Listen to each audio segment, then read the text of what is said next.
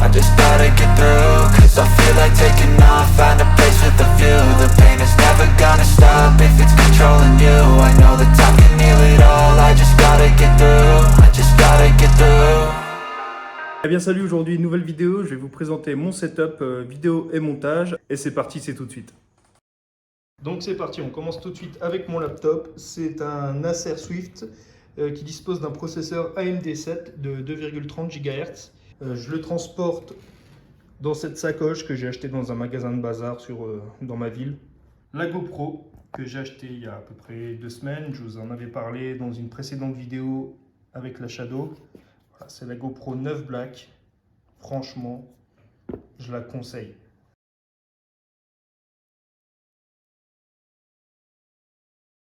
Donc voilà, moi j'ai encore laissé les films de protection. Je suis assez maniaque à ce niveau-là. Voilà.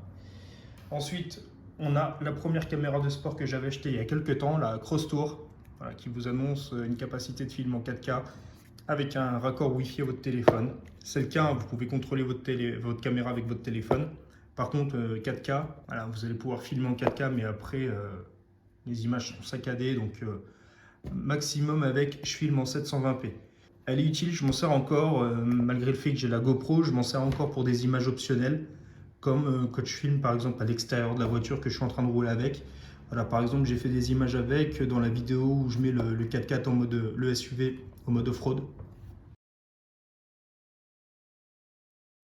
Voilà, je l'avais mis sur le capot de la voiture et même sur la portière, ça a bien tenu. Voilà, ça m'a permis de faire des images additionnelles et c'était plutôt pas mal. J'avais racheté, parce qu'avec la Cross Tour, on n'a pas la petite boîte de transport comme pour la GoPro. Voilà, on a juste un carton de rangement. Du coup, j'avais racheté cette boîte sur Amazon. Voilà, Sabarant, ça s'appelle, je sais pas. Et je vais vous montrer à l'intérieur. C'est assez sympa. Elle est un peu petite, mais voilà. Du coup, dedans, vous avez, par exemple, si vous voulez filmer sous l'eau avec la Cross Tour, elle n'est pas étanche de base, hein, donc vous êtes obligé de la mettre dans ce boîtier-là. Vous avez une deuxième batterie fournie avec, une télécommande, d'autres outils pour la fixer. Voilà, ustensile de GoPro basique. Et voilà, c'est toujours utile d'avoir ça, une deuxième caméra. Même si, imaginons, la GoPro lâche, bah, vous pourrez utiliser cette caméra. Alors voilà, la qualité, ce sera du 720. Mais au moins, ça fait une caméra de secours. Une ventouse que j'ai achetée sur Amazon de la marque Centop. Je suis très satisfait de cette ventouse. Elle fait bien le job, elle tient bien. Voilà, on a toujours peur un peu quand on utilise une ventouse et qu'on met notre caméra dessus, que ça tombe à un moment donné et qu'on la perde. Franchement, je l'ai mise et je l'ai utilisée pas mal de fois et ça tient vraiment très bien sur la voiture. Je ne l'ai pas encore essayé sur la moto, mais sur la voiture, ça tient bien en tout cas. Ensuite, on a deux trépieds. Donc un que j'avais acheté chez Boulanger. Là, je m'en sers pour la GoPro ou la Cross Tour. Donc on peut régler l'inclinaison des pieds, c'est pas mal. Et puis un trépied pour le téléphone. Je m'en sers assez souvent aussi. Et pareil, j'avais dû l'acheter... Non, celui-là, j'avais dû l'acheter chez Action. Donc voilà un petit peu pour le matériel de transport. Comment je transporte tout ça? Bon, hormis l'ordinateur, je vous ai montré avec la sacoche.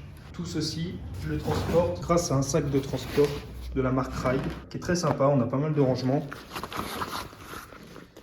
Hop, notamment sur les côtés. À l'intérieur, on a plusieurs poches.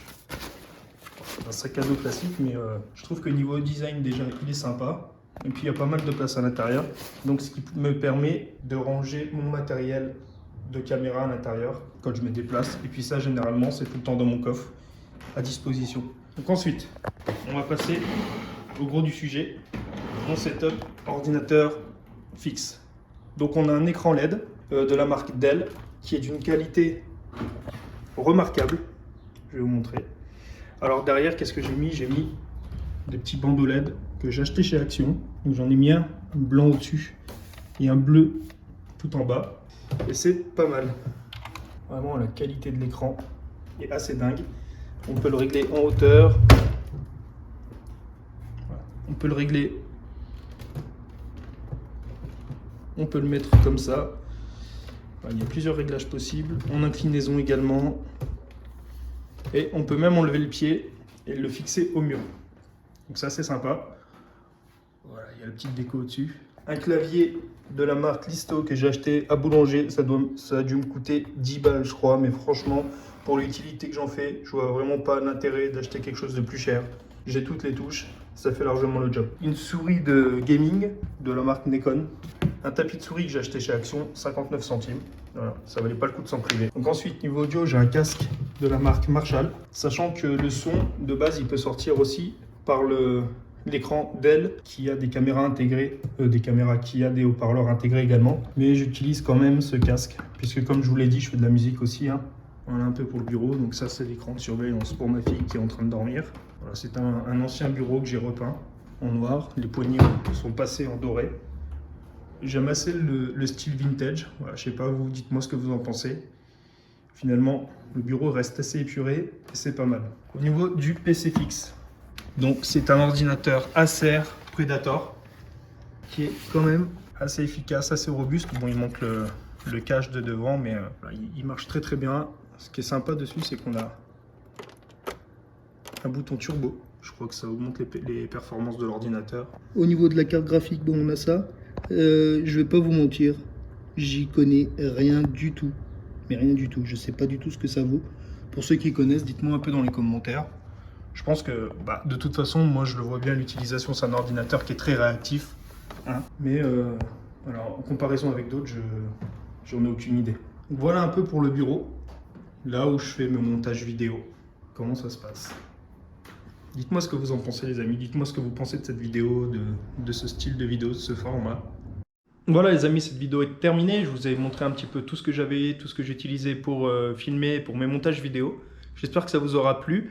Dites-moi ce que vous en pensez. N'hésitez pas à vous abonner à la chaîne si ce n'est pas encore déjà fait. Et puis moi je vous dis à la prochaine pour une nouvelle vidéo. Allez, à plus.